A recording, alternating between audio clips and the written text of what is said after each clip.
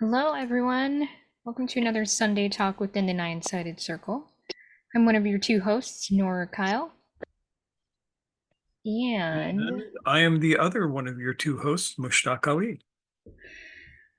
so thank you for joining us, whether you're new or you've been hanging out with us for a while, like all of these cool people here who are joining us live this evening, morning, afternoon, whatever it is where you are.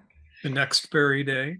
Yes. So, a little bit of our YouTube spiel, of course, is we are always happy to see people supporting our channel, whether they are liking our videos individually, which is awesome, since we do have a couple hobby haters, I would call them, which is always fun.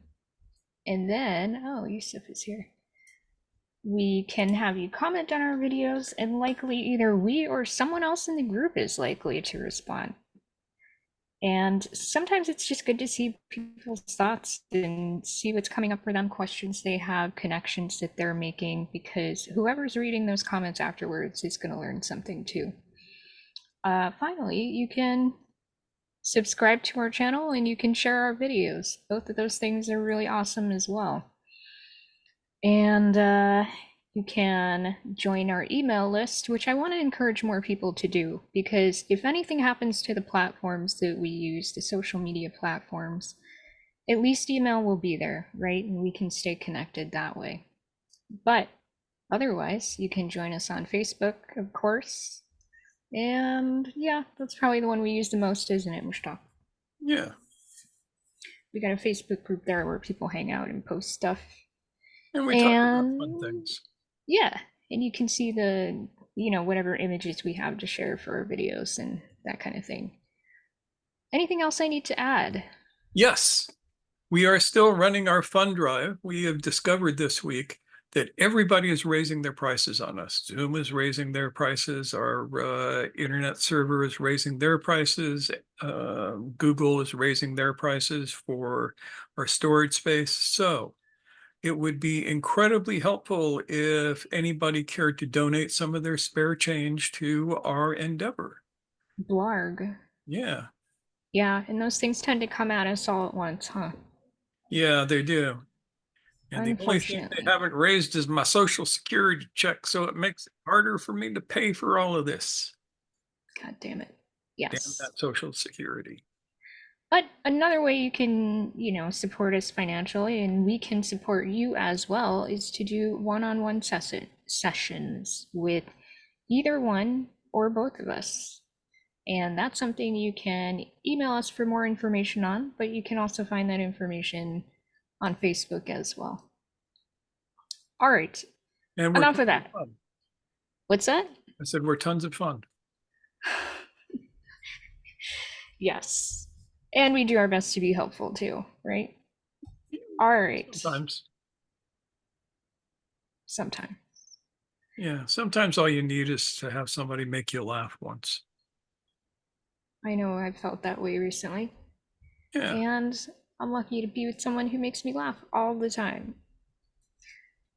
Oh, wow. We got all kinds of cool people coming in. All right. So, without further ado, let's get started. This is a topic that I think many of us may find initially sort of confusing. We're going to try to simplify and really get down to the important stuff around the the centers that are discussed in the Gurdjieff model of the work and how to make those all work together for our benefit in the long term, especially if we're interested in some kind of, you know, pursuit of transformation, let's call it.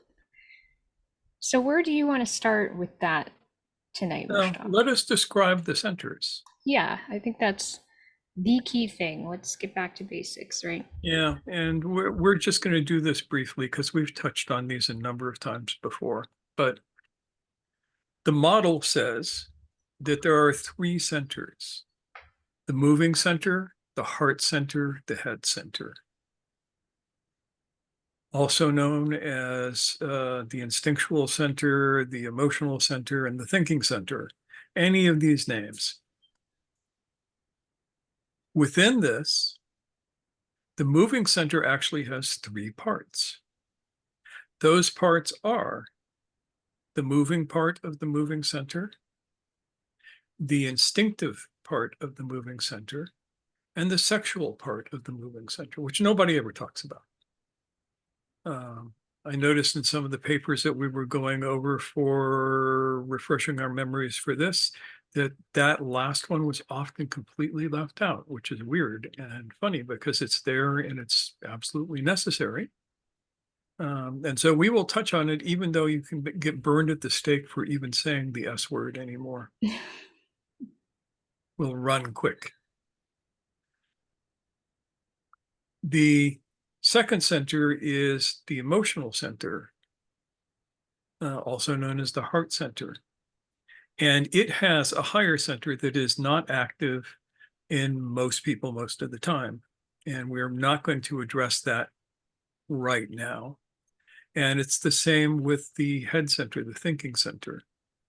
The thinking center has a higher intellectual center, and we're not going to address that right now because it's not what we are here to do. Yeah. So one thing I want to mention about that first center you mentioned, Yes. that's we could think of that as very body focused, very physical, right? Yes, the moving center is directly related to everything body. So I wanted to make sure that we touch on that because that's a very important point.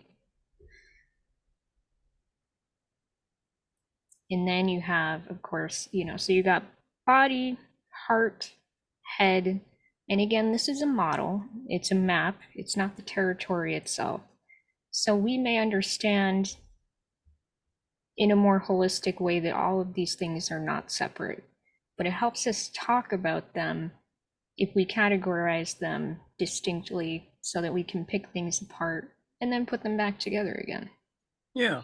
Another way to think of this, Gurdjieff talked about them being three brains.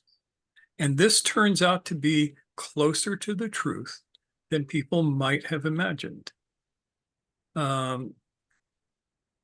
We actually have three, quote, brains. One in the belly, which is known as the enteric nervous system.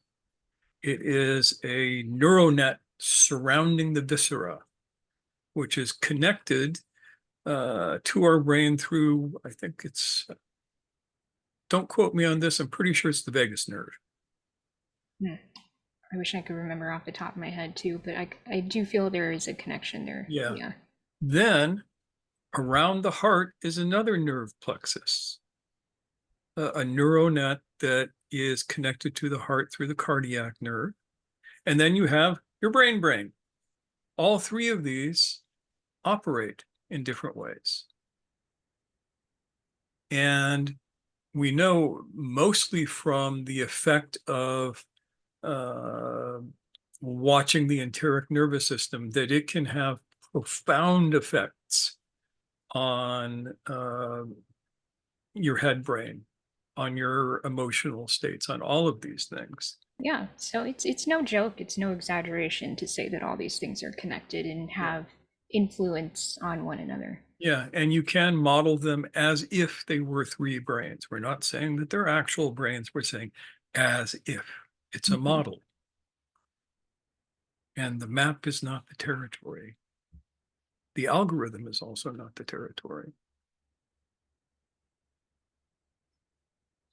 Food for thought. So what does this mean? If you can imagine these three brains operating within your system, each of them will have effects. And the troublesome thing is that these effects will not be synchronous. They will not be connected with each other.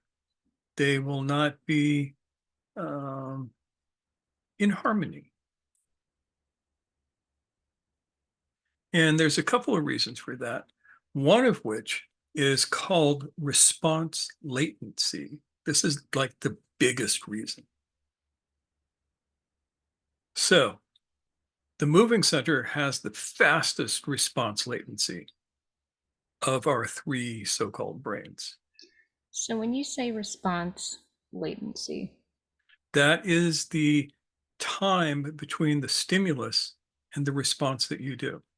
okay, so that's going to be a shorter time or a longer time. Yeah, depending on what the stimulus affects. So let's take, for example, you, without noticing, you touch something really hot.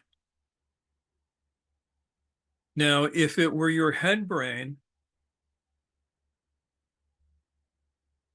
taking care of the movement, you would end up with at least second-degree burns before you figured out that you needed to move your hand. But your belly brain will jerk your hand away so fast, there's almost no latency to it.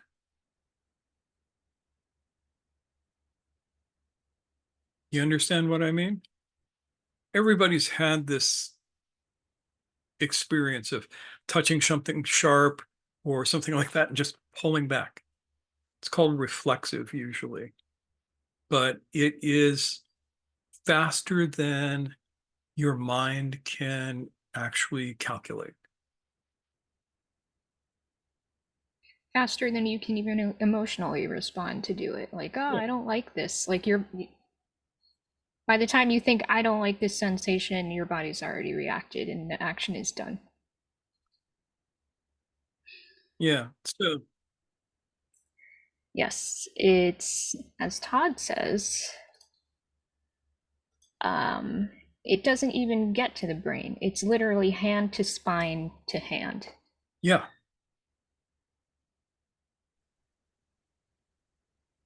And if it got to the brain, it would take too long.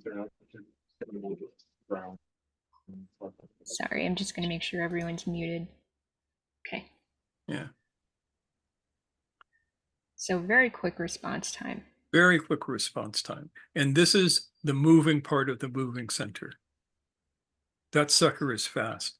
If you're like a martial artist, you try and access this center for voluntary movement. It's not easy. Some people have sort of done it. And when that happens, the effects are phenomenal. This is where you get to catch bullets in your teeth and then blow the back of your head out, but you still got it caught in your teeth. So we've got parts within centers. I just Yeah. want to be clear about that. So we've got centers, and then there are parts within those centers, so we don't get confused when we're using the same word. Yeah, and this is especially true of the moving center. Remember, the moving part or reflexive part, the instinctive part, and the sexual part. So the next fastest is the instinctive part. And its latency is a little bit longer than the reflexive part, but not by very much. We experience this. Here we are walking through the woods behind Noor, and you hear a snap and a growl.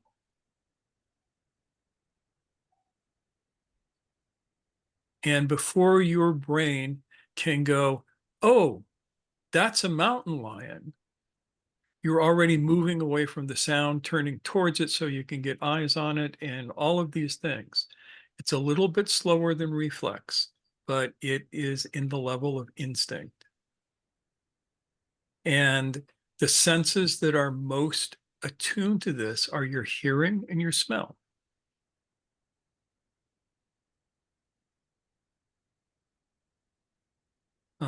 It's interesting because different animals develop different senses at different times. And with humans, the first sense that we develop is smell/taste. The second sense that we develop is hearing. The third sense that we develop is sight. Also touch is in there. And that goes before hearing and right with taste, probably before taste even. Taste and smell. Taste and smell are very closely related, so I don't separate them. But we will respond unconsciously to sounds before we respond unconsciously to things that our eyes pick up. And it has a less latency. So each of the sentences have their own latency to them. So we have those. In the emotional center, the latency is greater because you're responding to a feeling, you're responding to an emotion, you're responding to heart stuff. And that takes a little bit more time to sort out. And the slowest of them all is the head center, the thinking center. When you have to think things through, it takes a while.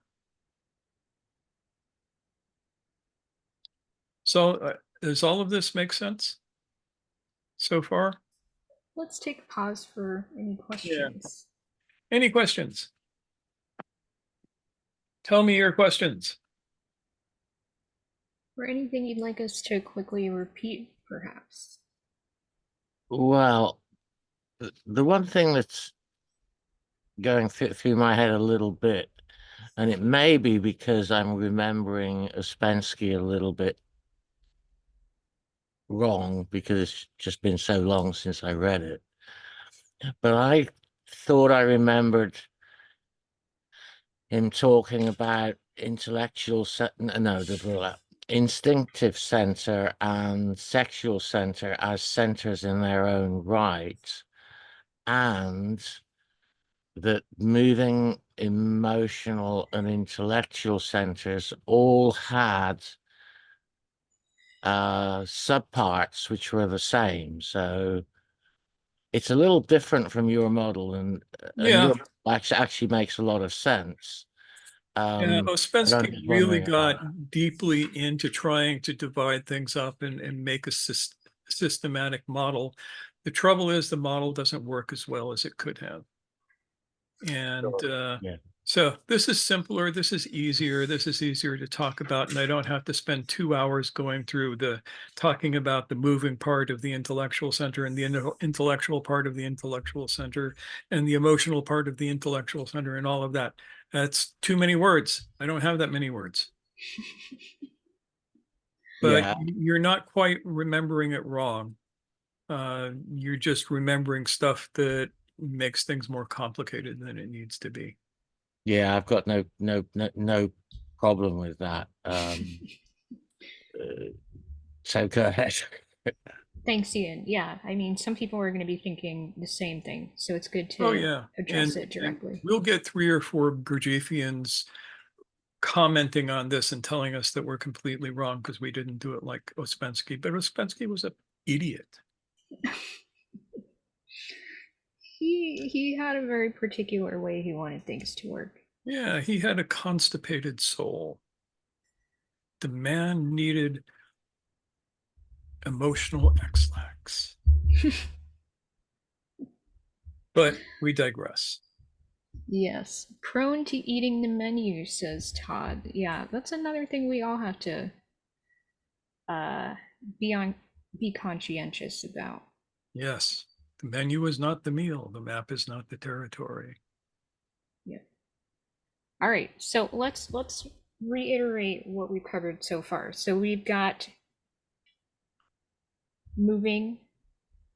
Yeah, and we didn't talk about the sexual part. So I will say that the sexual part, the latency, the response latency of the sexual part is a little bit slower again, but it's strong, especially strong over time. With the moving part of the moving center, that jerk away reflex happens, and then it's done. with the instinctive part, once you identify the thing that sets it off, it begins to relax if it's safe. If it's not safe, other things happen. If it actually is a mountain lion, you're going to shift into whole different parts of everything. You look and it's not a mountain lion, it's just a possum. And you go, oh, that's just a possum. You're a cool possum. See you later. And you calm down. But the sexual part can last for a long time. I know people who got their sexual part stimulated when they were teenagers and they're still longing for that one person. But that's a different story. But yeah, when the sexual part gets stimulated, it can last for minutes to hours as a rule. And the latency is a little bit longer.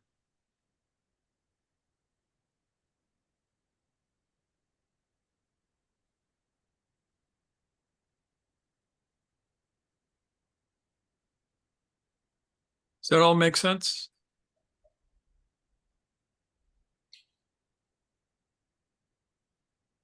Questions?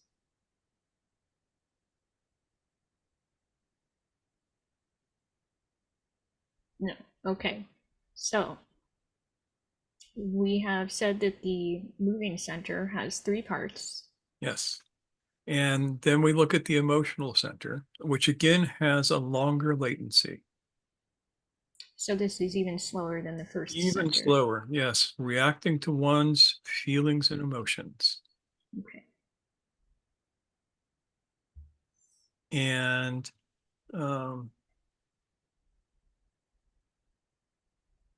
words tend to not be terribly involved in this at its basis. We will usually write in words later about it. And then the slowest is the thinking center. Thinking your way through something is as slow as it can get. Now, this can create problems because if you mismatch what you need to do, disaster tends to ensue. So if I have my hand on the hot stove and I go, oh, what's the problem there? There's a lot of pain in my hand. What should I do? I know. I will pull it off the stove, and I peel it back with flesh coming loose and everything. And that's not as effective as jerking my hand out of the way the moment it touches the stove. But the feeling center and the thinking center have important roles as well. Your feeling center allows you to ascertain long-term danger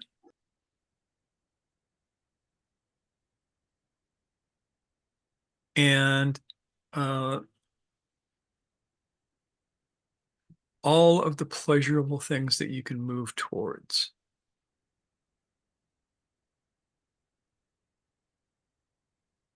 Do you understand what I'm saying? So this is for which center? For the feeling center, the heart center. Okay, so you can ascertain. So here I am sitting with James. And all of a sudden, I get a really creepy feeling about James. James is like, of course you would. Duh. And so that gets me moving away from him. On the other hand, if I get a really good feeling about James and I feel like he is simpatico, I will tend to move closer.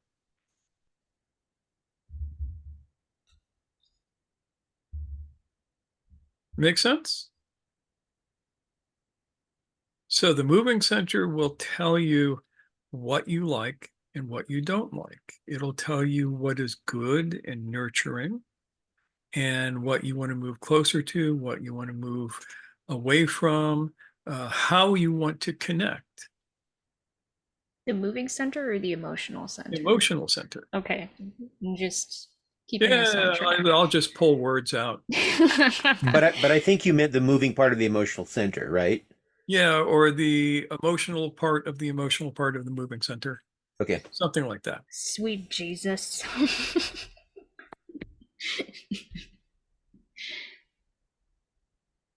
It's been a long day, folks. Yeah. Okay, so ascertaining long-term danger, good, like yay or nay, right? Yeah. Like, this is a person who I don't want to be around. Mhm. This is a situation that I don't want to be in. This is a place that I should be away from. Those sorts of things. And people will go, well, isn't that in the instinctive center? Sometimes, but sometimes it's more complicated. The moving center is not complicated. It's as not complicated as an organic being can get. Another name for the moving center is the lizard brain. And so you're as smart as a lizard. Lizards are very smart. They've been around for longer than we have. But they're not really sophisticated. A lizard will never be moved by a symphony. And watch somebody send me a YouTube video of a lizard rocking out to Beethoven's Ninth. I'd be excited to see that. I would too. Yeah. So the emotional center is the mammalian brain. It's another term for it. And that has, think of your dog if you have a dog, or think of your cat if you have a cat, and how both of those creatures express themselves to you emotionally.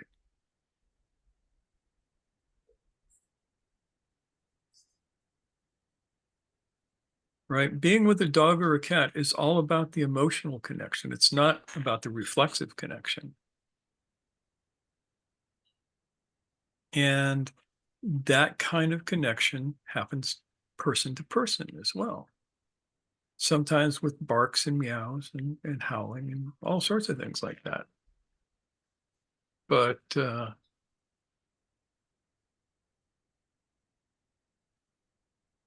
yeah, and then you have the thinking center. The thinking center. Before we move on, we do have a question. Okay. So, someone in the chat asks a personal question. Are my amazing PTSD hypervigilance powers an emotional or overgrown instinctive function? I suspect that they're an overgrown instinctive function with a strong connection to the emotional.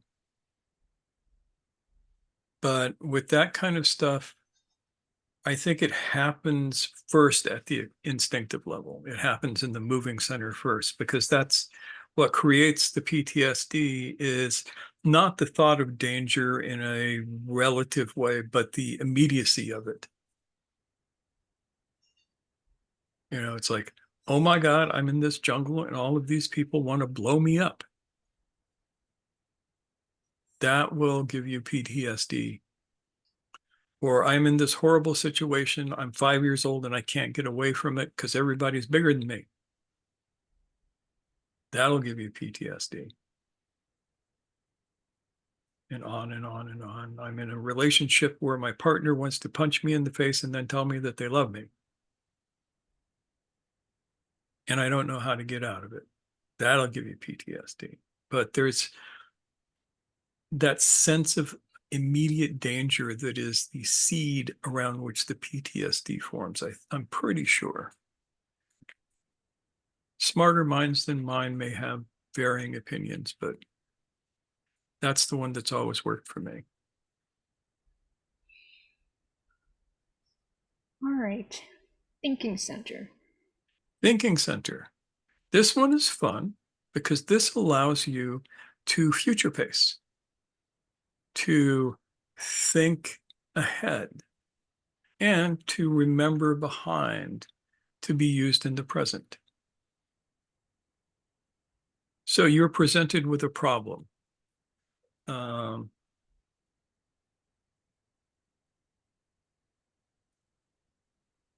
Imagine you have to make something that you've never made before. Let's say it's a widget. You have to make a widget. You've never made a widget. You know what a widget looks like. You know what it does. And you have made a doodad before, which is a little bit like a widget. Has some of the same functions, but in a different way. So you can think back to when you made that doodad and look at how it went together, and then bring it into the present and apply that knowledge to the widget, and then project it into the future. Oh, if I take these steps from the doodad and apply it to the widget, then the widget will turn out okay. This, of course, is really simplifying the process, but that's the basic process. So lots of manipulating concepts, huh? Yeah, and time binding. It's what you call time binding.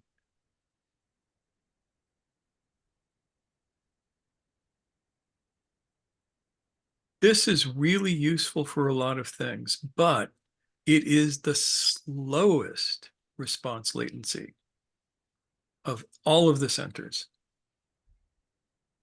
As we used to say back where I came from, it's slower than a snail on ludes.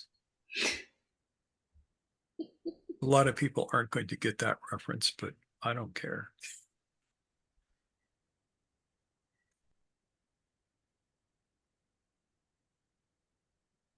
But it is, for what it does, it is incredibly useful. Think about dressing yourself in the morning. You ask yourself, what did I wear yesterday? Oh yeah, I wore that. I should probably wear something different today. What would I like to wear today?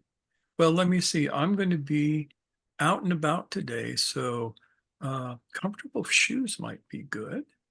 So let's not wear the 6-inch stiletto heels, especially if you're me. And let's wear some comfortable minimalist shoes and a pair of pants. And the temperature is going to be a little on the chilly side, so I think I'll want a jacket. What would look good in that combination together? So you see how that look to the past, look to the future, bring it all into the present?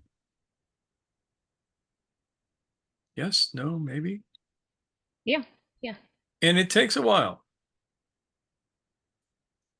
Okay, so here's the fun part. Chris, are you listening?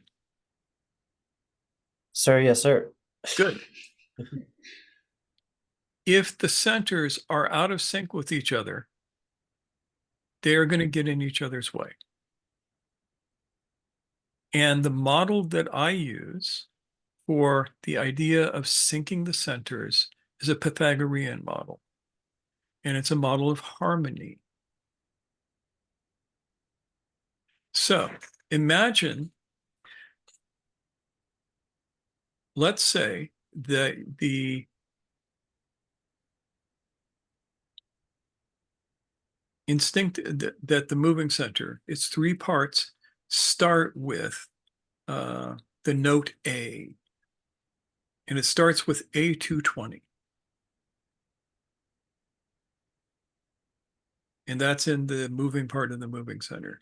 If that were the case, then the instinctive part of the moving center would be A440.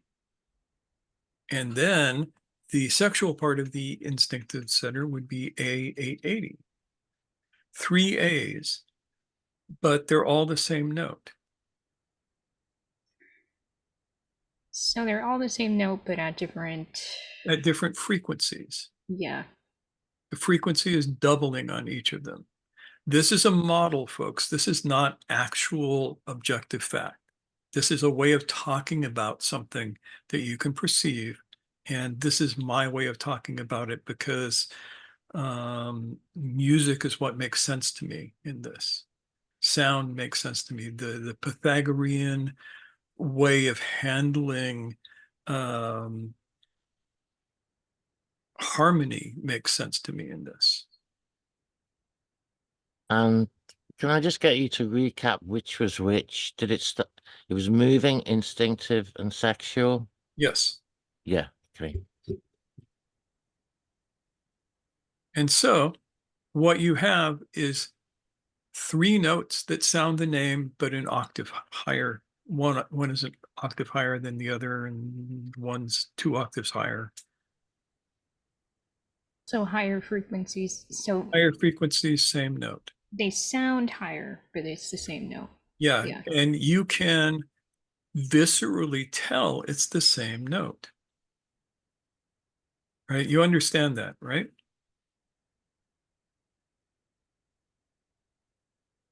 Yes, no? Height. Yeah. Yeah, if you've ever tuned like a guitar where the first and the last strings are both E, you can actually just tune the guitar by listening to it. You don't have to stop any of the frets or anything because you can hear that octave of it.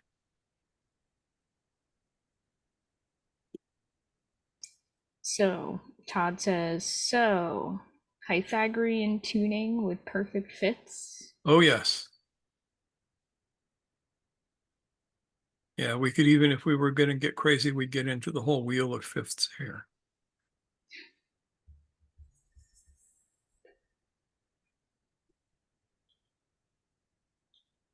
And that has to do with how Pythagoras took his monochord and stopped it at the different harmonics to get the notes that created the Pythagorean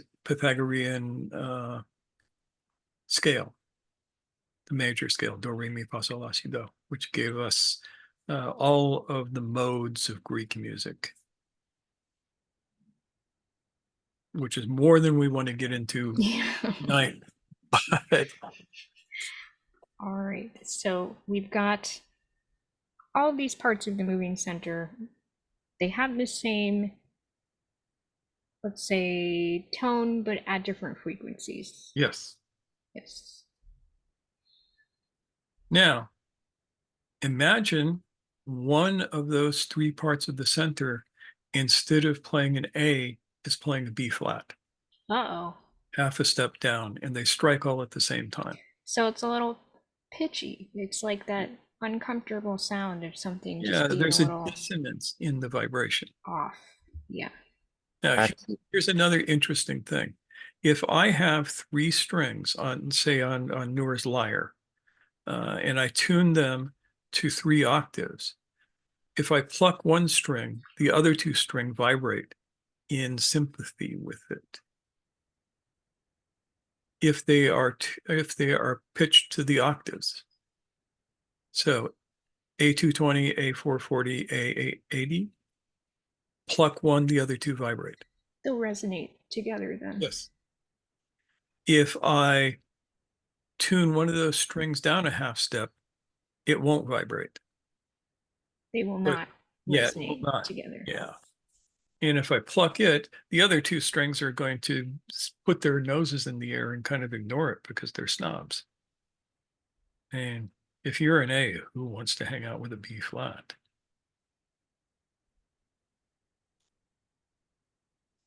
So Sorry to, go ahead. sorry to be pedantic, but the B flat is above the A, not below it. Yeah. You had talked about it being below the A.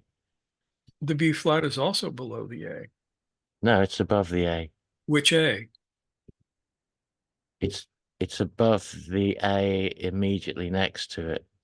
Yeah, but if I have tuned the middle string to B flat, then it's going to be above one and below the other. Sure.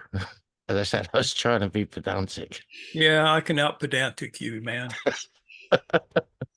We'll- Dueling pedants. We might test that one day.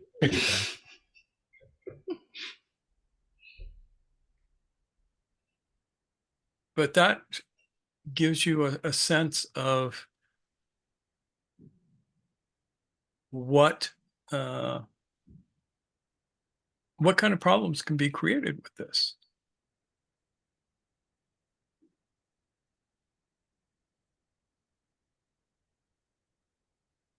So, Not very harmonious, is it? ain't very harmonious at all.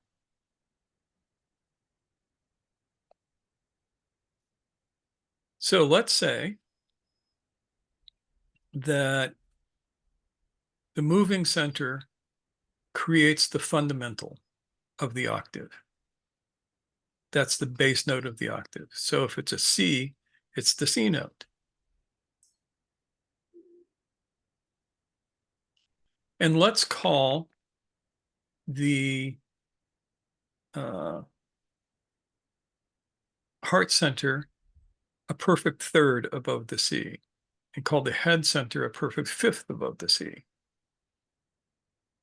1, 3, 5. Do you know what that gives you?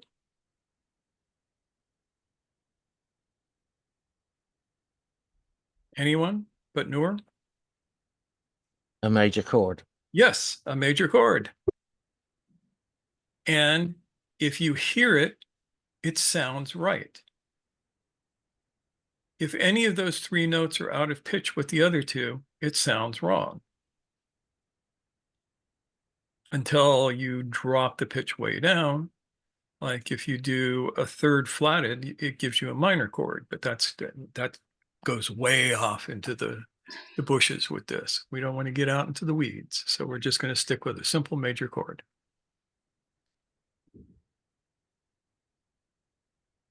This is kind of what you want to do with your centers, because your centers operate at different speeds.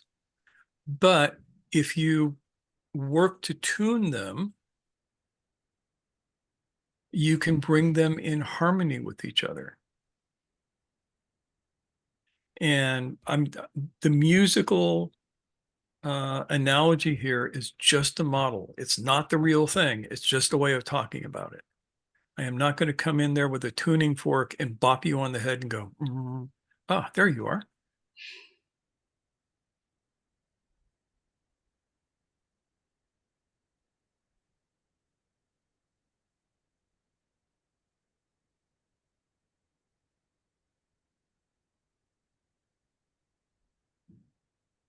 Y'all following this so far? Any questions so far?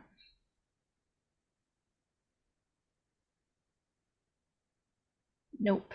I hear it, but Oh, I Ed, don't. sure. Yeah, hi. I hear it, but I don't have a reference point for it outside of music. I don't understand music that well.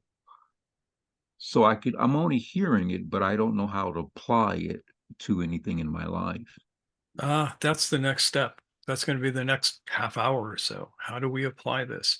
How do we tune our centers so that even though they are operating at different speeds, they are operating in harmony with each other? Hmm.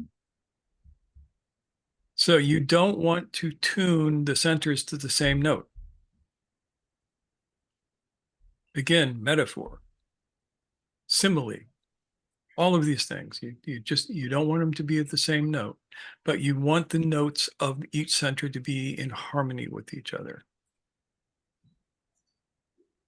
Different way of saying this would be each of them have jobs that they're supposed to be doing, that they're equipped to do. And they're all important. They're all equally important. Now, in music, a note has two things. It has frequency and it has amplitude. Frequency is the number of times that the wave bounces up and down between the neutral center point. And that's the 220 in an A220. That's 220 beats per second, I think. 220 per second.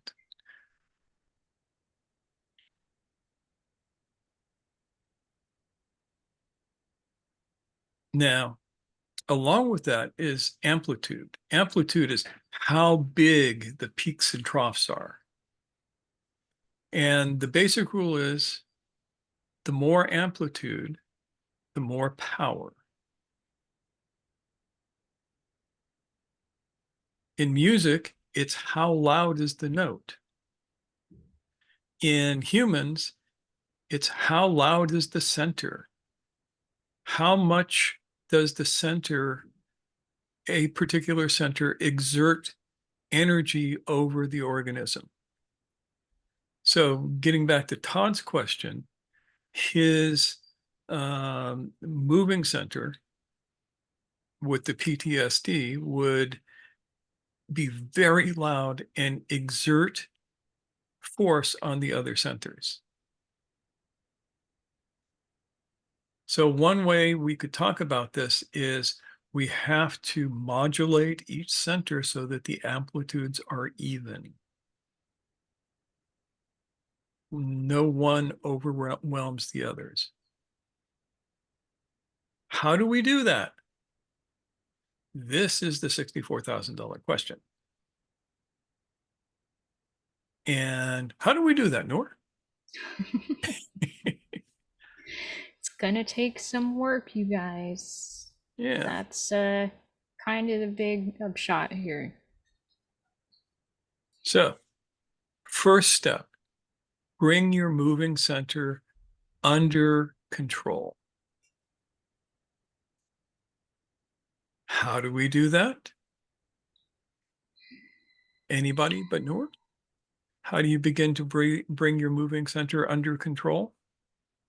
It's not really control because you're not trying to make it do anything, but you're going to affect a particular change in it. How about guesses? You don't have to have the answer. What's Everybody a guess? has the answer to this. You just don't know that you have the answer. Follow your breath. Follow your breath. Yes. Your breath is the direct connection between your belly brain and your head brain and your heart brain. Your breath modulates your vagus nerve. And you want to shift your belly brain into sympathetic vagus nerve. You want your vagus nerve to be sympathetic dominant. And you do that through breathing. First and foremost, first step. And we've talked about this in other places, so I'm not going to go into breathing techniques other than to say the out breath should be a bit longer than the in breath. That alone will shift you into sympathetic.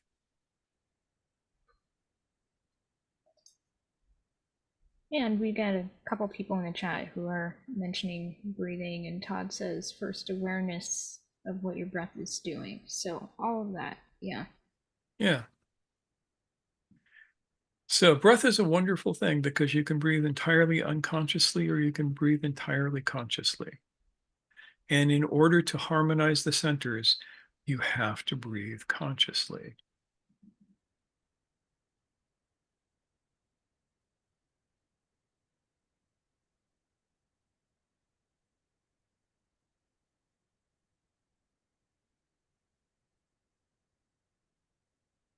Try this for a moment. Be relaxed as you can be. Let your breath be relaxed. Don't struggle with it at all. Let the in-breath comes when it comes. Let the out-breath come when it comes. And just see if you can allow the out-breath to take a little bit more time than the in-breath. And while you do this, center your attention at your dantian, which is a spot 3 to 6 inches below your navel and on the inside of your body. It's not on the surface, it's inside. Put your awareness there. Let your breathing be as soft and as gentle as it possibly can be. And let the out breath be just a little bit longer than the in breath. Stay awake. Be conscious. Keep your attention focused on your dantian.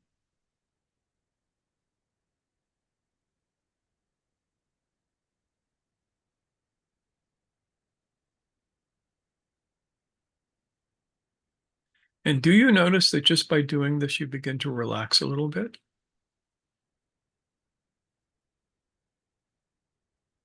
If you notice that, that just means that your parasympathetic nervous system is going, oh, I can slow down now.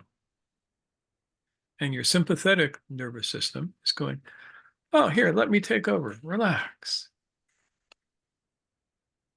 Parasympathetic nervous system is your activation system. It's your arousal system. There could be tigers. Your sympathetic nervous system is, hey, let's have a bite to eat and then cuddle up together in front of the TV and watch a stupid movie.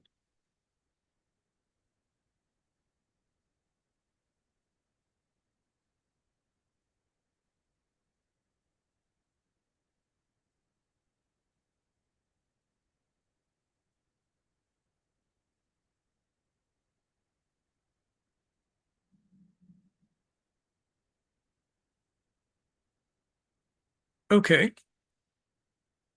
So, how do you tune your heart center to that fundamental note of your moving center there?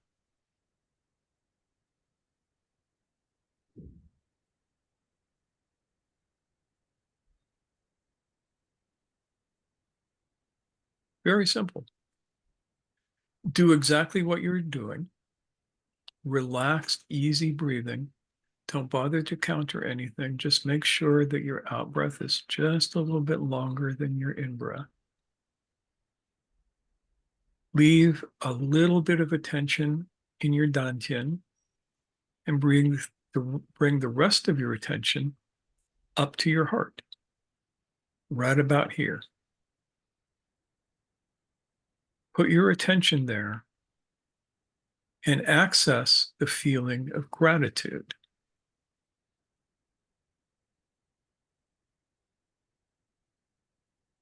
Doesn't matter what you're grateful for or to or anything.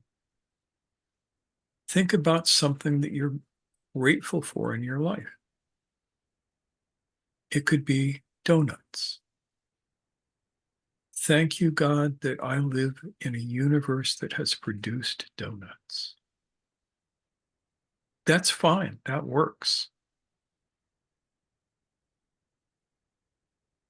So let the gratitude be there. And at the same time, keep that little bit of attention in your dantian and allow your breath to be relaxed and slow, with the out breath just a little bit longer than the in breath.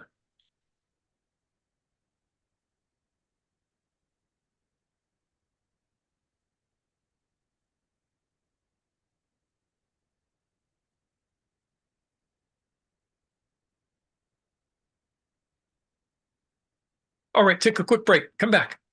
Don't go too deep into that because I don't want you falling asleep. And that will be a hazard at first, is that it is easy once you really start relaxing to go, oh, I'm really tired. You can see James nodding off a little bit now. Can I just ask you how you spell dantian? Dantin, I think. Dantian. It's a Chinese word. It means your hara, your belly, at one point down there. Yeah, there you go. Thank you, Todd. Ah, okay. Dantian. Great, thanks. It's called the kath in Yes. Sufism. Yep. I would say that, but nobody knows what that means. You say, it's the kath. And it's like, what? What kath? I thought the cloth was something lower. Maybe it's a little bit bigger rather than lower. Yeah. Uh, All right.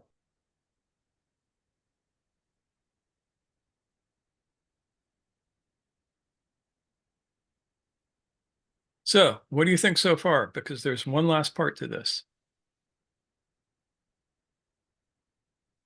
I like that analogy of matching the amplitudes. It and there's something I want to check. It sounded to me as though what we're doing is not so much, you mentioned the word tuning, but that would imply changing the frequency. Whereas it sounded originally as though the frequencies were fixed, but maybe not. The frequencies are not fixed, but they are habitual. So it is both a matter of tuning and equalizing the amplitudes. So tuning changes the pitch, changes the vibration a little bit. And that's what we were just doing with the belly and the heart. We're tuning them as opposed to changing the amplitude, except Ah, that the breath harmonizes the amplitude between the two. okay. I'll have to think about that a bit, but it makes sense. Good. Think about it as much as you can, because I'm still trying to figure out the right way to explain this to people. Mhm. Yeah. Yeah, it's doing it is easy. Explaining it, it takes a lot of words.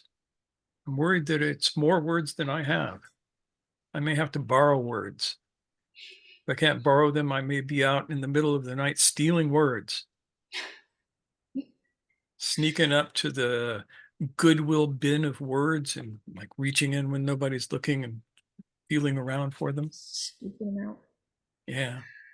Yeah, at a little bit of a tangent, I found that when you're really trying to innovate in any field, you have to invent words for new concepts.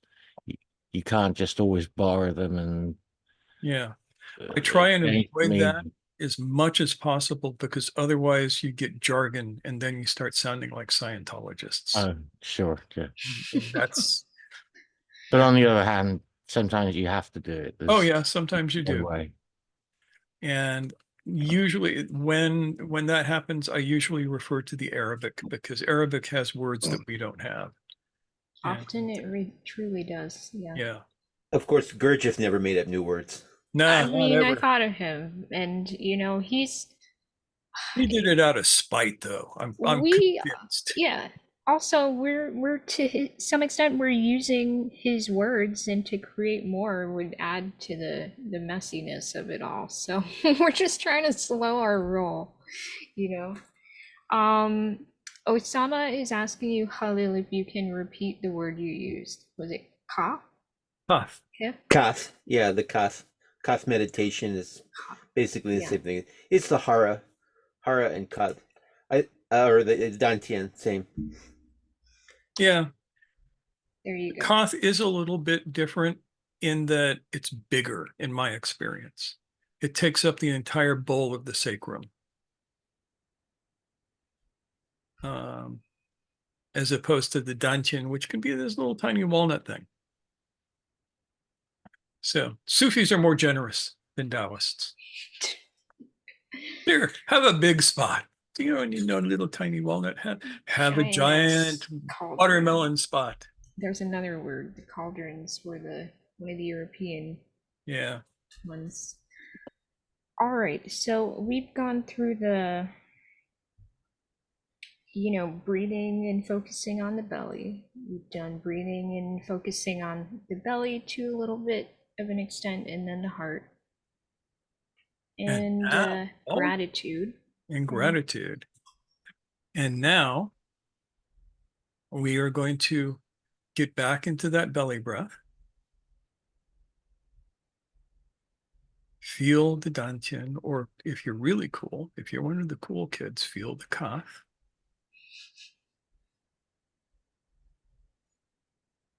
Let your awareness move up, connect it with your heart. and access a sense of gratitude. You don't need words for this. Just allow the feeling of gratitude to be there. Now, holding those two, let your awareness move up again to the point right about here.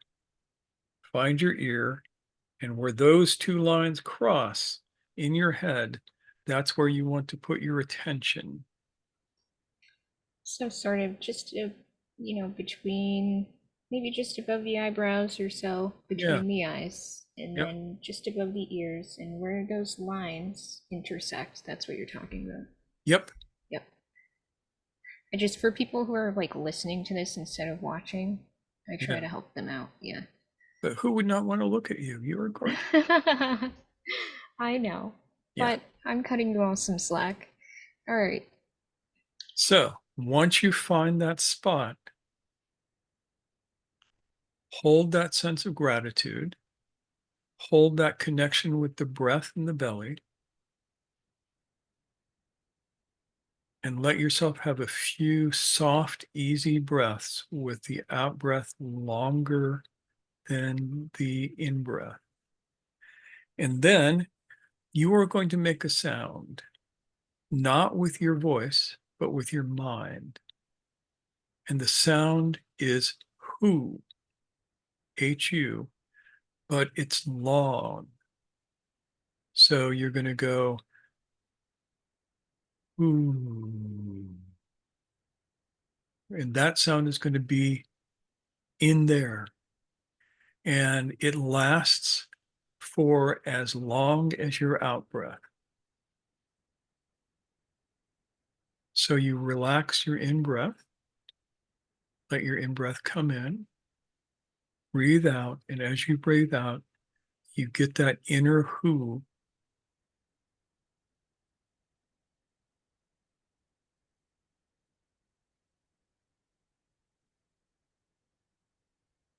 And then you relax again, let the air come in.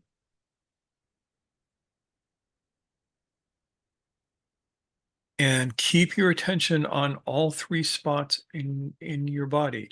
And it's not three attentions, it's one attention holding everything from your head to your butt.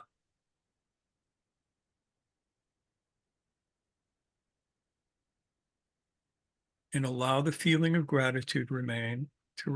Allow the sound to remain. And allow the centeredness in the belly to remain.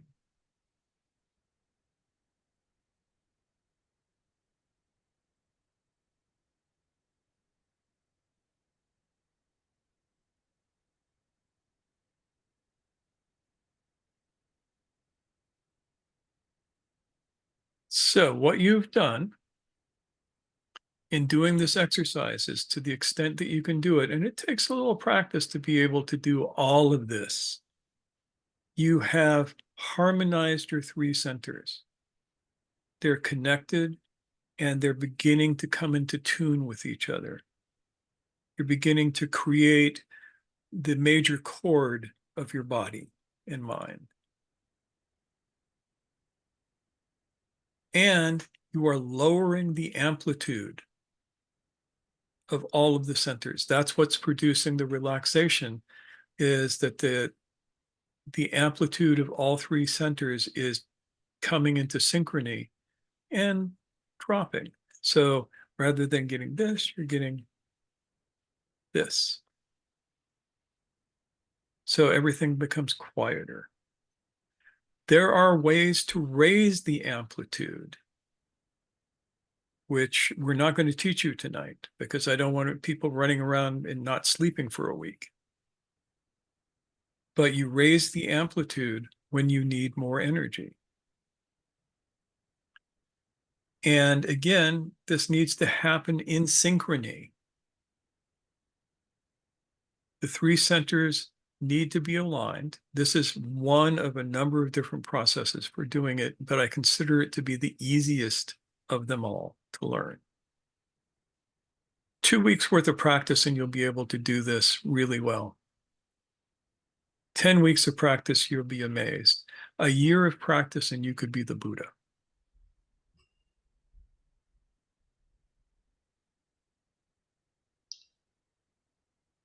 So we have a thought from Khalil. Yes, Khalil. So I have a question. In some traditions of Taoist and other Asian internal arts that I've studied, I've heard teachers tell me about the importance of a couple things that I'd like your opinion on. Okay. One major thing that I always had a question about was a focus on keeping the sphincter tight, or at least an attention on it. And the second thing was keeping the tongue at the roof of the mouth so you can link the circuit, the harmonious circuit that goes around the body of energy. So what are your opinions on that? Okay. Keeping the sphincter tight is not what is looked for. What you're looking for is activating the perineum. The Hu Yin point, if you're doing acupuncture. And it is a point about midway between the genitals and the anus. And the activation of the perineum is not pulling up the sphincter. It's literally pulling up the perineum, and it only needs microns of movement. It doesn't need to be this huge movement. It's supposed to be, it's a delicate action. Yeah. When you breathe, that area should breathe with you.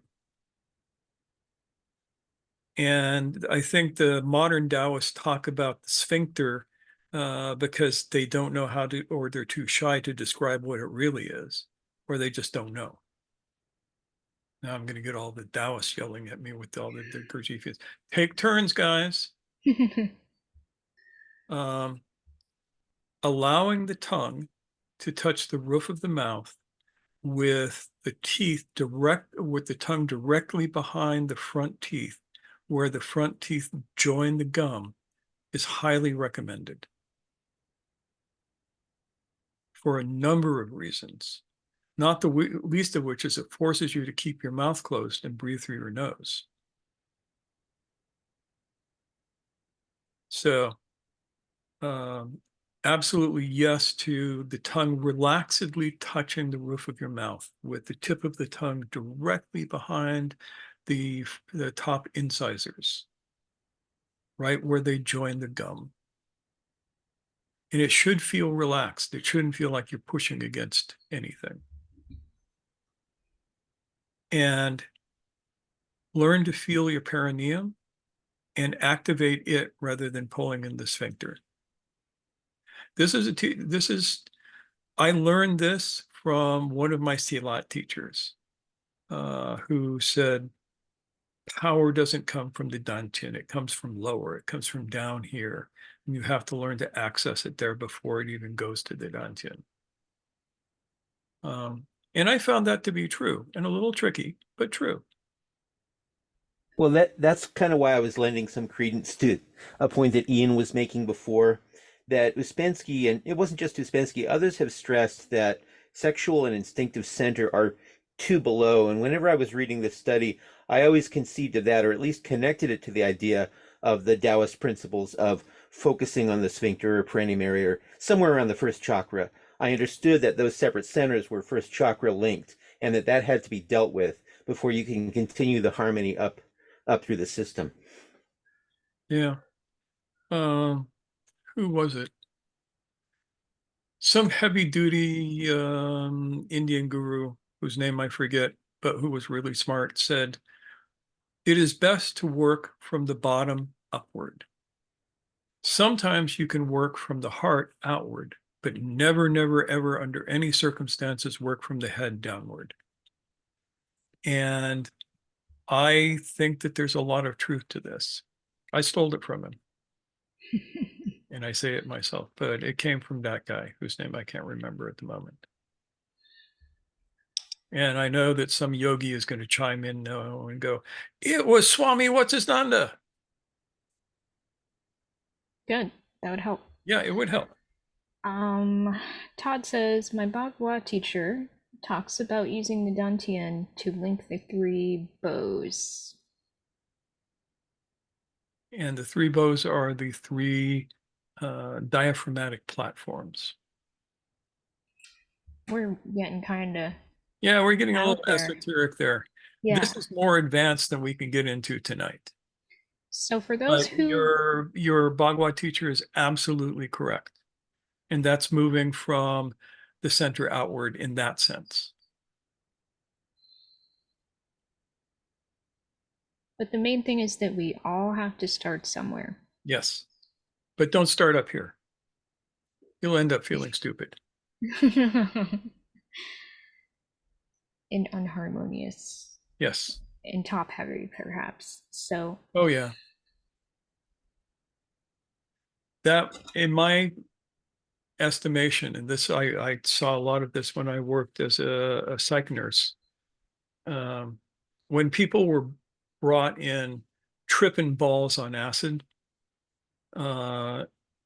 it was usually a top-down situation, and it produced negative effects. And I found that if I could get them to switch their perspective and begin moving the energy from the bottom up, it would tend to mellow out the trip. And I didn't need to hit them up with Thorazine, which I disapprove of.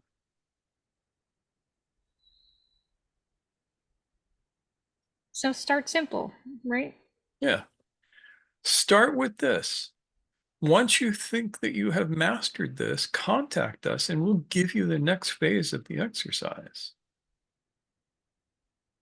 Do you think people need to, of course, as we've shown, you know, these are not irrelevant. The usage of the gentle touching of the tongue to the roof of the mouth and the That helps, yeah. And don't Yeah. worry about the perineum just yet. Yeah. That needs to be taught under the direct tutelage of a teacher in order for you to get it right, at least the basic coaching of it. Because otherwise, what will happen oftentimes is you will do it too much, too hard, and end up with a cramp. Noor can tell you about this because she does everything too hard at first. Yep. What did I call it? I called it binge efforting the other Yes, day. binge efforting. He's gotten so much better over the years. But when I first met her, she would binge effort. Yeah, all the time. It's not just super efforting. It's like I'm gonna make myself sick and then be so tired out that I'm utterly useless in whatever I was trying to accomplish. And it's just you end up 2 steps back from where you started. So let's avoid the binge efforting. Yes. Keep it simple. Start gentle. Yeah. As we stay, and I was the phrase start with easy, and if that's all you get, that's great. Mm-hmm. I stole that from Micah True, El Caballo Blanco, one of the early ultra runners. And I was listening to Chris McDougall talk about him and his passing, and it reminded me that that's where that phrase came from. Start with easy. Start with easy. Mm. Good advice. Yeah. Super efforts were a trick to keep you paying money and doing housework for the guru. Okay, your spiritual practice for today is clean my garage. And then go out and turn my garden over, the whole garden. Scrub all 5 toilets. Yes, and paint the house. And that will be a sufficient super effort for you. What, he's cynical? All right, any questions? Any thoughts? What do you think? Should I call on a couple people? Oh, Ed just came up with a question. Oh yeah, Ed. How does one apply this to different life situations? Good question. First, practice this at home, just sitting. When you feel like you have got a good handle on doing this, practice it walking. When you feel like you've got a decent handle on that, practice it walking down the street around the block. Then, when you are in different situations, call on this practice to allow it to calm and center you. You're in the store, you're waiting in line. The person who is at the cashier is paying them in pennies and counting them one by one. You have 3 things you want to buy, and that person is up there going, that's 47, right? 47, maybe 46, 47. Let me look. Yeah, 47, 48. This is a time to practice this. Just stand there and breathe and practice. So that's how you begin to integrate it in different situations. Any situation that can be slightly annoying is good practice. For anything more than that, talk with me or talk with Noor. Because a lot of this stuff, the work is always one-on-one, even in a group, because no 2 people need the same thing at the same time. And so somebody who is elegant at this sort of thing will craft this sort of teaching to the individual. What do they need? As you teach, you have to watch them. You have to let their body and their breath and their mind and their words tell you what they need. And you craft the teaching to that. So I'm going to say over and over again, here's the basics. If you want to go further, talk with us.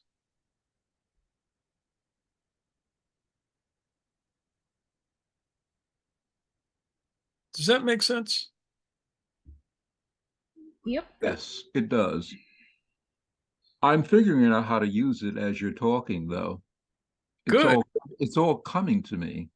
And I agree with what you're saying, like no 2 people need exactly the same thing. And, you know, but like I said, I'm kind of figuring this out as I'm listening how to use it. Very interesting. That is most excellent. I love that. Today I was on the phone having a telephone conversation with an agent, and I noticed that there was some anxiety coming out. I'm saying, whoa, okay, well, why is this here? And so I kind of shifted into doing this here, what we're talking about today, because there was no threat, no real threat there. So I kind of shifted and did all this here, but I'm not sure how I did all this here without me coming to this class, because this is the first time I'm hearing this. But I just did it all. I did almost everything that we talked about today. Yeah. You remember at the beginning of this, I said, you all already know how to do this. Mm-hmm. I'm just pointing it at making it more systematic for you. Yes. Yeah. And when you say agent, I used to do a lot of work with writers, and the number of writers who had the kind of fear that you're describing is epic. And the number of times that I had to, one very good friend, every time he was ready to turn in his final manuscript for editing, he would almost be hyperventilating because his livelihood depended on it. It hit him right in the survival instinct. And this was years ago, and I don't think he does it anymore. But it took a while for him to learn how to keep that tone down and to keep harmonized as he went through this process. And there's enough, anything that touches on your survival is going to set you off. And this is a palliative for that. And it takes practice for it to really be anchored in you for support when you need it under stress, which is why it is nice to be able to start in totally benign circumstances that are low stakes. And then you can build up through, you have activities going on around you while you're out just taking a stroll. So that gives you the opportunity to practice upping the ante and the need for focus a little bit. So you can find ways to both practice and apply this separately and at the same time as well.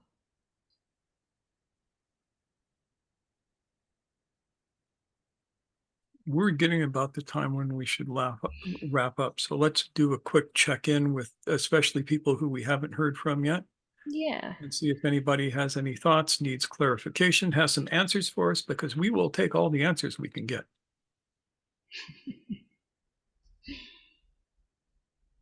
So call on somebody. Sure. Osama, how about you? What are you thinking about?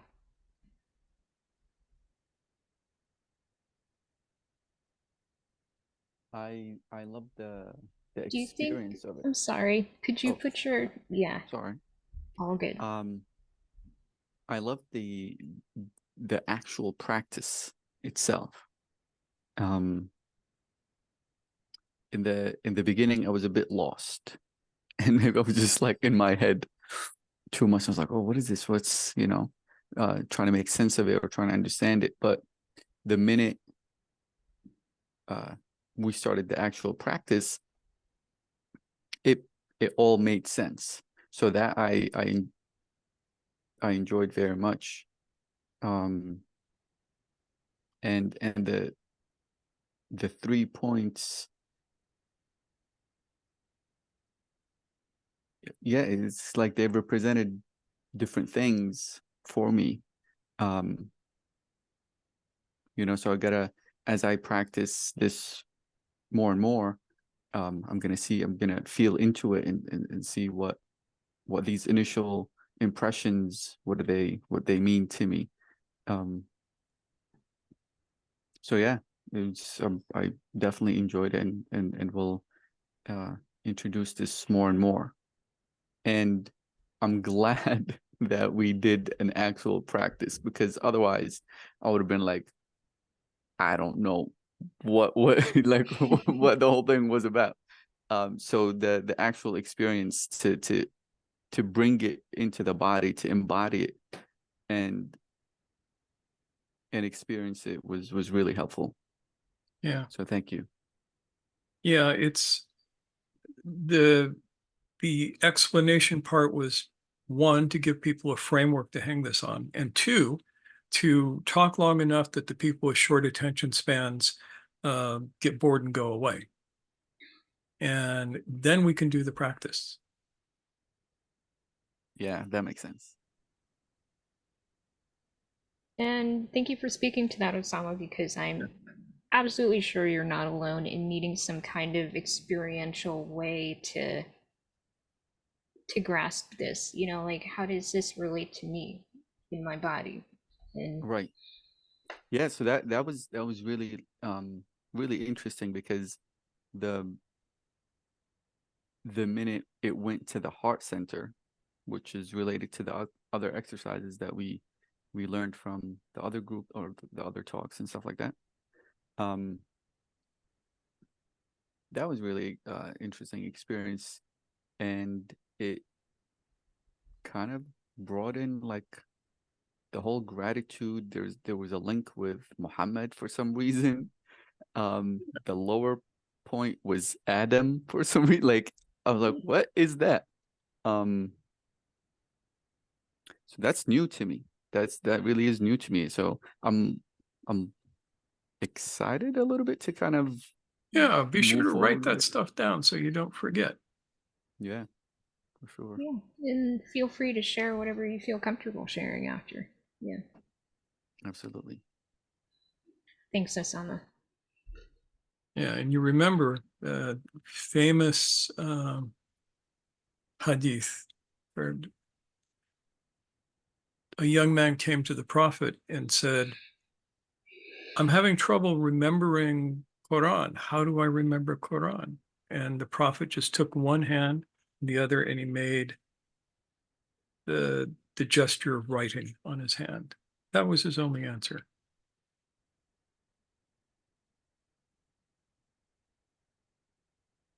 I love that. Wow, thank you. Shuri, what do you think? We have a, yeah, Shri, go ahead and then I'll read Raphael's thoughts too. Yeah.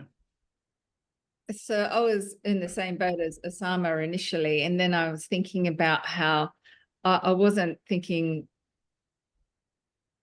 music at the time. I was thinking of tripods and equilateral triangles and three-legged stools, and if one center is going to be uneven to the other, you're going to fall over. So I was thinking things like that. That was for me something that actually And it's worked. totally perfect. That's a great example.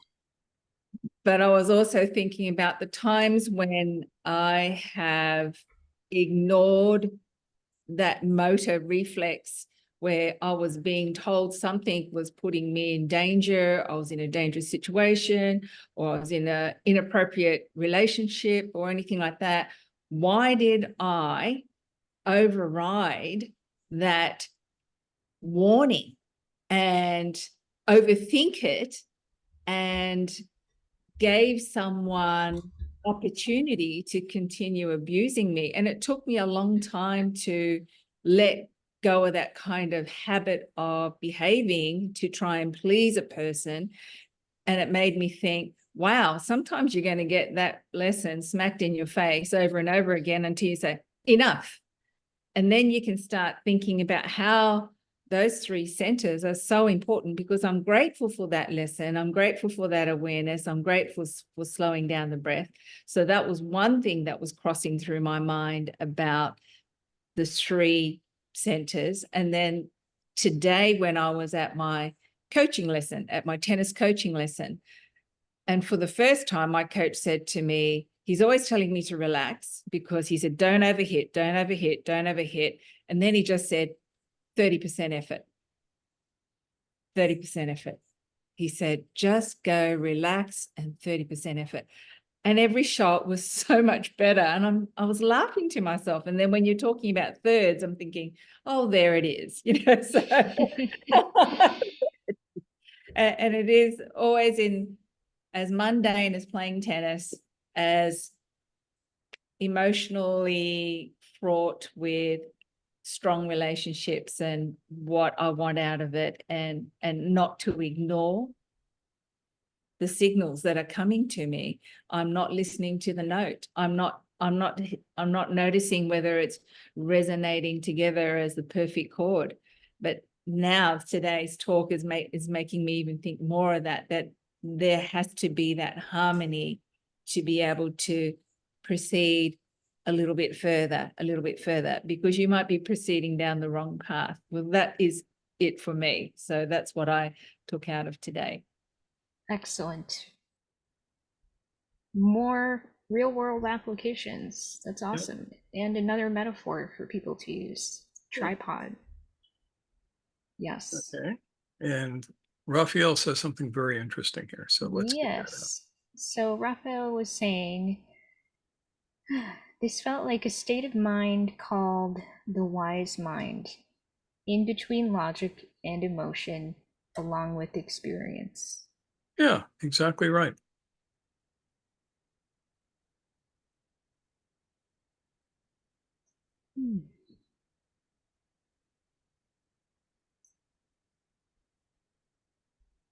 So who else have we not heard from? We got a bunch of people. Brian, how about you? I was just thinking how this would be a great addition to my morning sitting practice. Just tagging this on at the end. Yeah, do it. Report back on how it went. And also interested in like imagining the sound of Hugh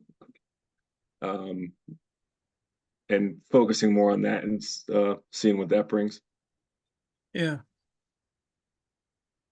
And are there other sounds that have the same effect, or There are other sounds that have similar and different effects.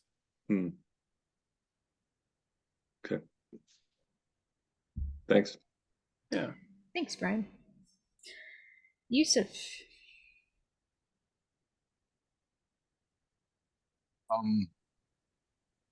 Sometimes I go to massage, and every time I say to myself, okay, now I'll be relaxed, I'm not thinking anything, and just lay down there and let everything go. But it is never the situation. So it is like someone is pushing all the buttons and all, and it's like my thoughts are trapped in some muscle over here and down there, and I don't know if there's a connection between them, but this topic reminds me that that maybe there's a connection between our muscles or nerves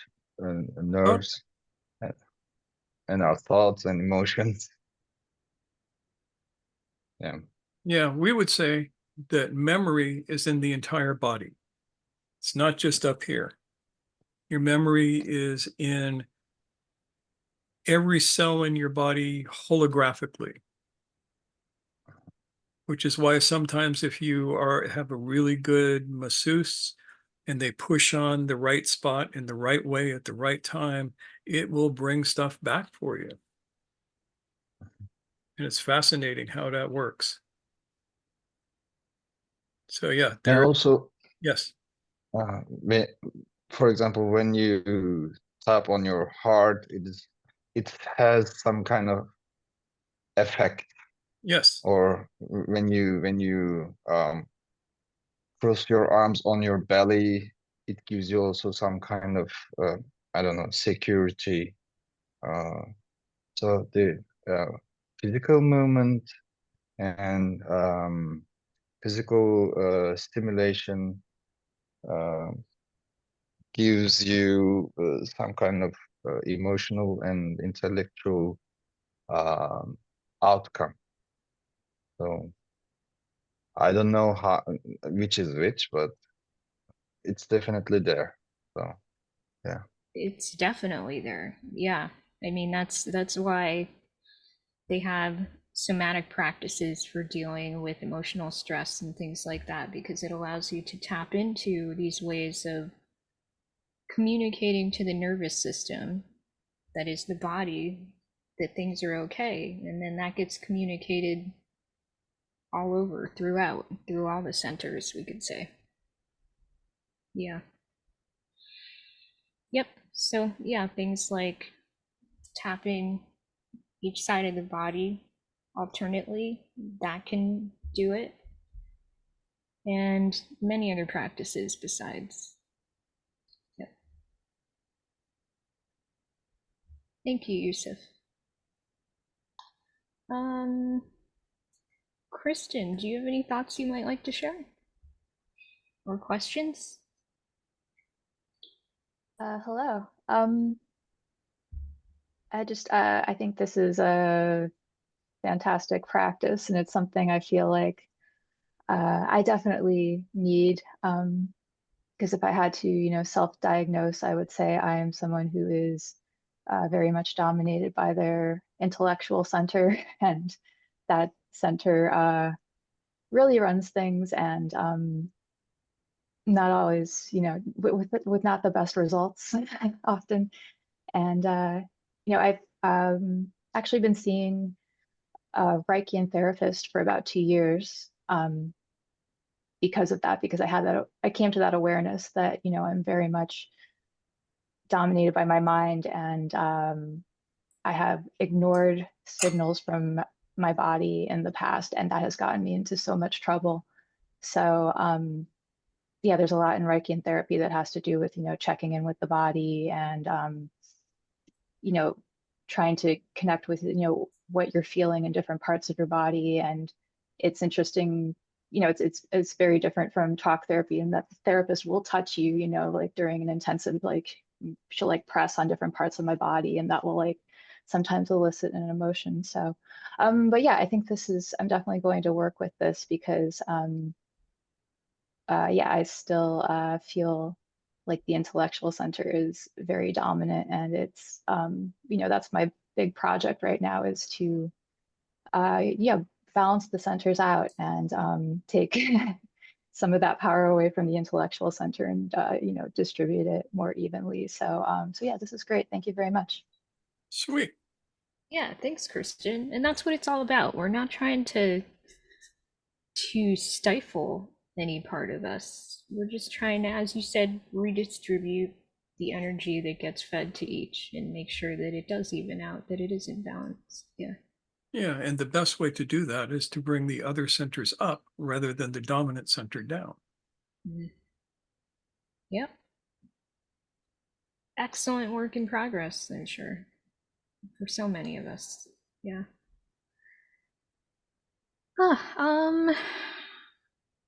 Alka, how about you?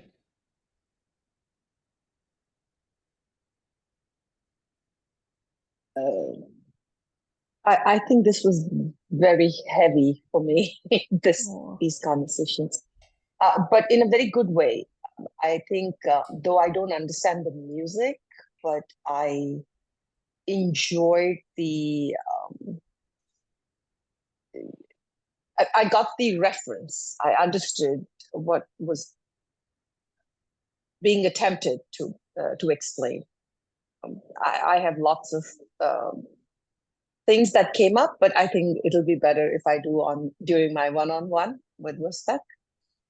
Perfectly reasonable. Yeah, but this was very heavy and very interesting session. Thank you. Thanks, Alka.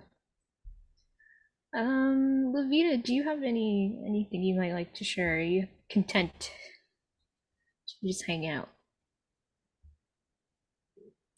No, I'm just gonna have to work on it and report back. Fair enough. Anytime. Yeah. All right. I think Todd, you've kind of been chiming in, but do you have anything else you might like to share? Just that I think, like many of us here, starting with the body seems to be the easiest way to make progress. Earlier, one martial arts teacher that had in common said, the body has to train the mind before the mind can direct the body. Yeah. Smart stuff. Yeah. It made me think of again, the Bhagavad Gita, one of his teachers, when somebody says, oh, I'm feeling the chi, he said, no, you're not. If it's not chi, and if it is, it's the wrong chi, and your foot is still in the wrong position. Do it again. Sorry, what was that? Was it? A martial arts teacher would, when students say, I'm feeling the chi, he'd say, no, you're not. And if you are, it's the wrong chi, and your foot is still in the wrong position. Do it again. Thank you. Thank you. That was good. I'm glad I didn't miss it. All right. Thanks, Todd. So Ed has a question, and then I'm going to check in with James, and then I think we're good. We also have to see if Chris can croak out any. I was gonna leave him be, but it always in the same boat as just let's, I'm gonna try it and I'll have more to say. So thank you. Yeah. Okay, good. Um, it says, how would one make emotional center stronger?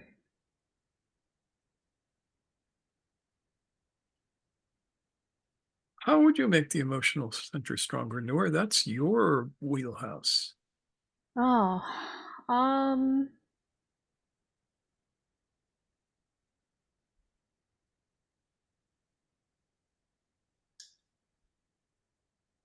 I guess I would say, watch. Here's one thing that is an option you can do. When you're watching other people emote, let's say, can you allow your mirror neurons, like you're looking at them, you're watching them, you're listening to the tones of their voice, you're allowing yourself to feel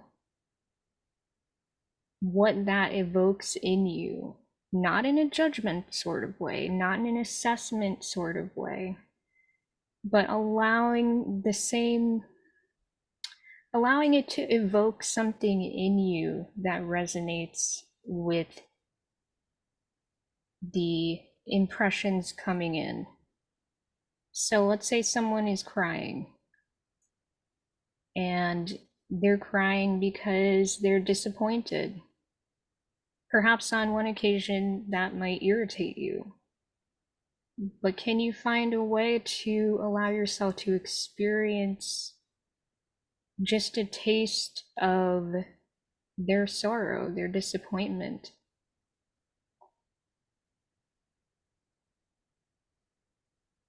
And you can start there. And then see if you can allow yourself to become more skillful at that same thing with other people as well. Is that helpful?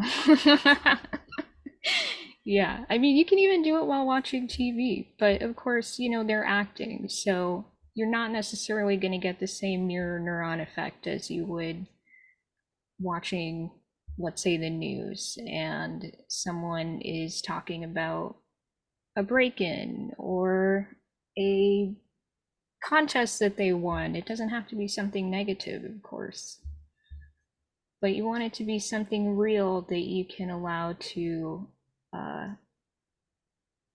kind of plant a seed in you and see if you can echo that back. That's pretty helpful. What I have been doing in terms of waking up the emotion is listening to music and painting.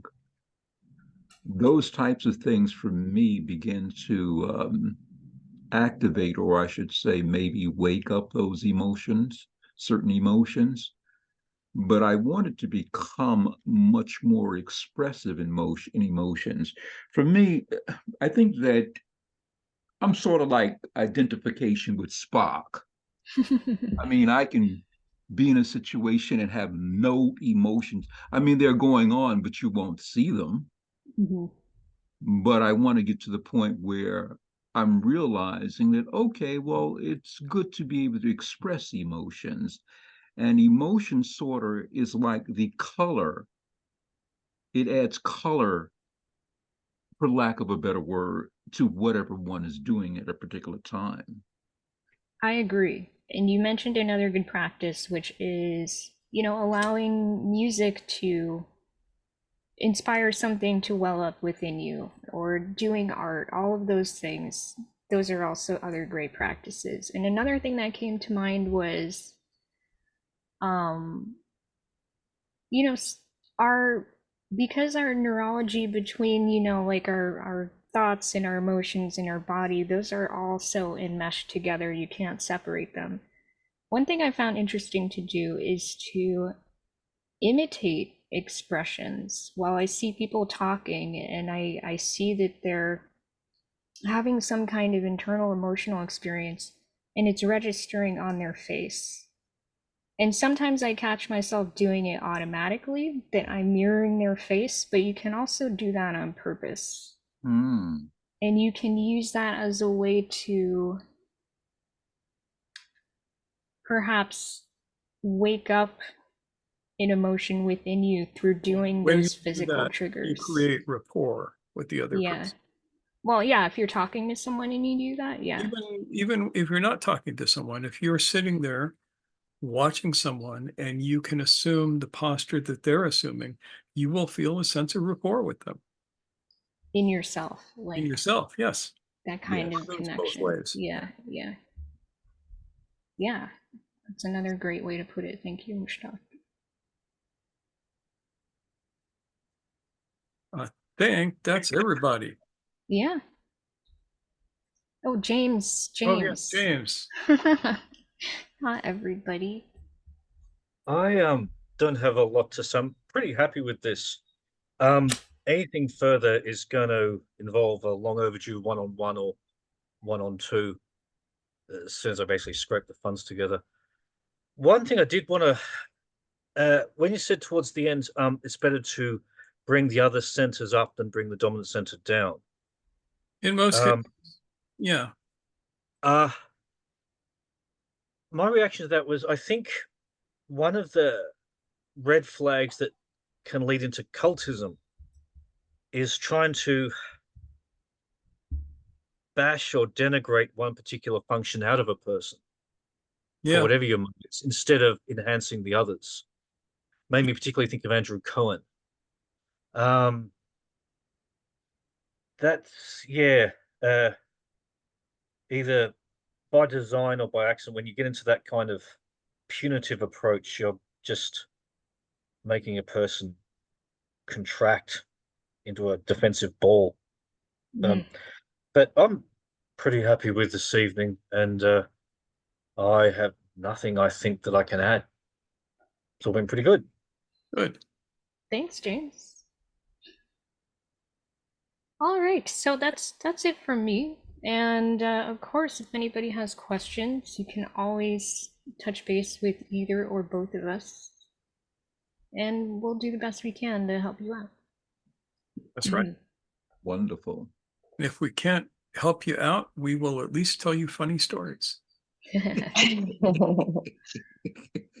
All right, everyone. Let's are we on Brady Bunch mode, Mushtaq? Not yet. We are about to be, though. There we go. Look at all the Yay. smiling faces. All right, look at all these cool people here. All right, thanks everyone. We can wave to each other, wave to everybody watching on the replay, and we'll see you again next week. Bye. Take care, folks.